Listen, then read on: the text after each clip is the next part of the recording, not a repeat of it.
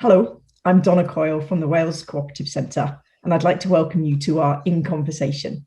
Today's conversation is with Sharon Frewin, Senior Manager for Community Inclusion, and Debbie Edwards, Complex Needs Coordinator for Adults with Learning Disabilities for Carmarthenshire County Council. Joining the conversation is Adrian Roper, Chief Executive of Cartrefi Cymru Co-operative, a provider of support services for adults with learning disabilities. Adrian is also a third sector representative member of the National Commissioning Board. Welcome to you all. Hi. This webinar is one product from a piece of work commissioned by Welsh Government with the aim of supporting commissioners to promote social value models of delivery. Our conversation today describes how we have supported managers to use a process based on the principles of the Act to redesign services for adults with learning disabilities in Carmarthenshire. Adrian, can you explain what we mean by social value models? Yes, a social value model of delivery is not about any particular type of organisation. It's about a way of working based on clear principles. The principles are those of the Social Services and Wellbeing Act. Wellbeing outcomes, doing what matters to the person. Co-production, doing things with people, not to them. Collaboration, looking outside your agency and working with others. And prevention, avoiding or reducing people's dependency on services. If a service is good at delivering on these principles, it's a social value model. And as part of this project, we've developed a product which is a principle-based process for evaluating and redesigning a service and identifying appropriate commissioning activities. We've piloted the process with Sharon and Debbie in Carmarthenshire, where there is a desire to transform the current pattern of day services for people with learning disabilities. And we're going to have a quick recap of the process that we went through for this webinar today.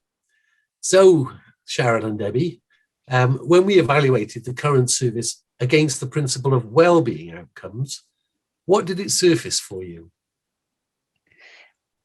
It was quite clear that there were elements of good person-centred practice, arrangements which were tailored around the person, facilitating positive outcomes, particularly around choice and control, their physical, mental health and well-being and emotional well-being. But this wasn't consistent, and it was isolated within different services and dependent on the opportunities that were available at the time. It wasn't part of a whole system approach. Generally, people felt happy and safe, but if we were to look at the 10-point national outcomes framework and scored them against that, then probably it wouldn't have been a great score. In part due to the fact that relationships were based around services and that people met in services. Individuals were making little contribution to their society, and opportunities to be part of their own community were limited, and again dependent on opportunities in their locality and not in general terms. Yes, and because people travelled away from their communities, that reduce the scope for some of the outcomes, like natural community connections. They lost those because they were in a different community. Thanks. What about the second principle of co-production and voice and control? Well, everybody's had a person-centred review, which is good, and they have some control over the activities that they choose. But it's probably limited to what they think is on offer. So people were choosing things that they knew already went on. It's probably a less positive experience for people who aren't really sure what they want or what matters to them. And when we looked at that from a carer's perspective, there was not a lot of voice and control. The service engagement tended to be reactive, often when there were issues, either a crisis or a complaint, and solely in relation to the person that they cared for and not their own needs. And usually this wasn't a fluid feedback. This was just at the point of review. Thanks. And when you thought about the current pattern of service against the principle of collaboration, what did you reflect? Again, patchy. There were some really good examples of collaboration where opportunities presented themselves, but they were just that, opportunistic. This was the same for both professionals and our colleagues in the third sector. If our priorities aligned, then we tended to collaborate. If there was a certain drive from an organisation, we collaborated, but there was no consistent forum for us to do that. And it was dependent on personalities and relationships. And some of that is quite difficult when our relationships are formed around short-term funding for specific projects. So often those relationships aren't sustained outside of that project. Thanks. And what about the principle of prevention, including reducing dependency? Well, we felt that our current service creates dependency. So from referring people into the services and encouraging people to stay. So we make that worse by giving people what they want. So if people are able to choose the activities that they want, there's less desire to look outside. So that's kind of difficult for people then to kind of say, I want to do something different. And there's also a tendency for people to maximize their dependency label in order to get a service. So we don't necessarily see a true reflection of people.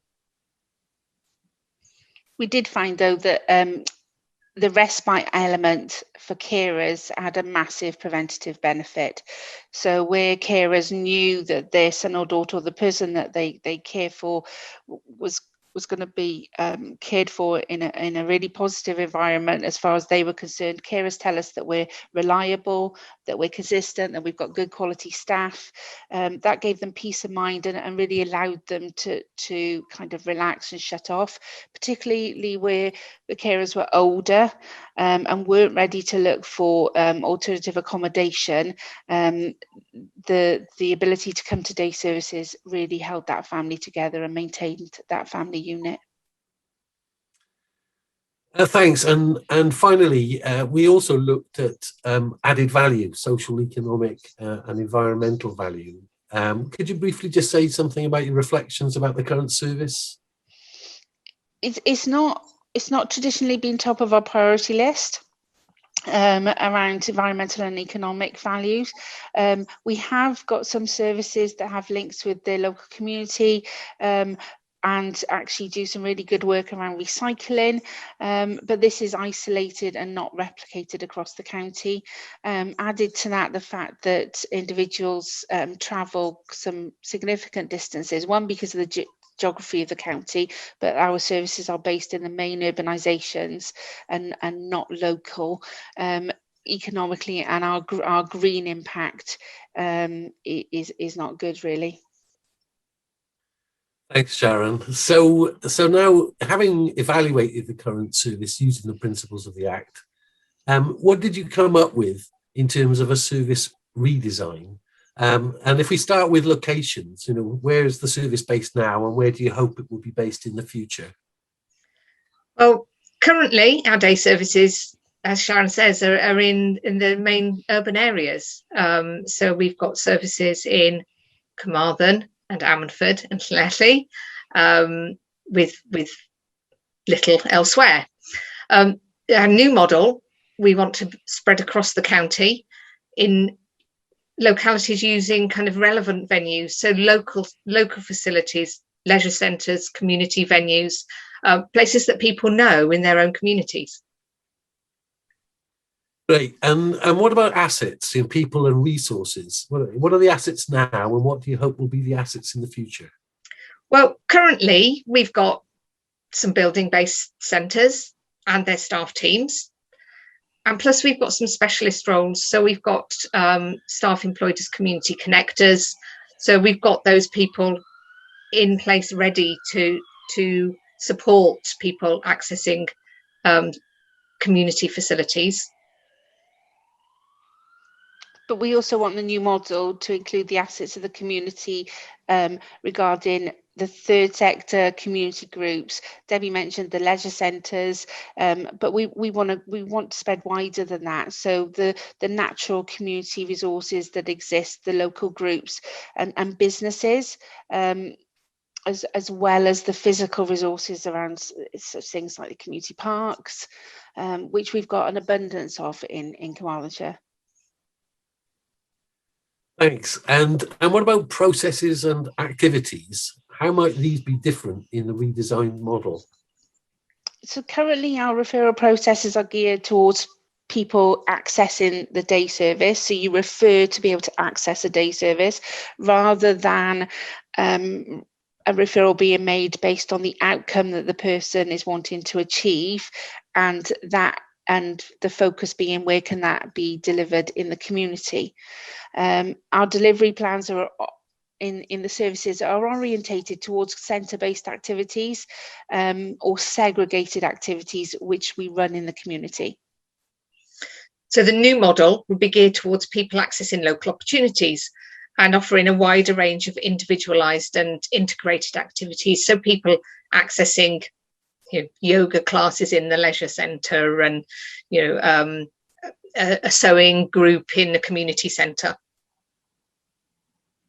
Great. And my final question about the redesign model is funding, about funding and commissioning.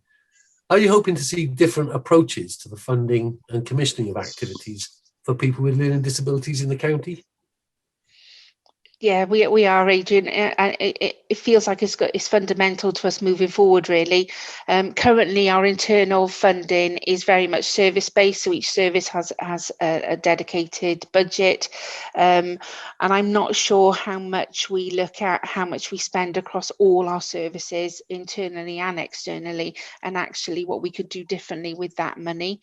The new model we would like to see as part of a wider pattern of strategic investment to deliver our learning disability strategy, and that would need to be coordinated and have an oversight both at a local and at a county level, rather than being in the silo of a service. Great, thanks. So yeah, quite a radical vision you have in mind.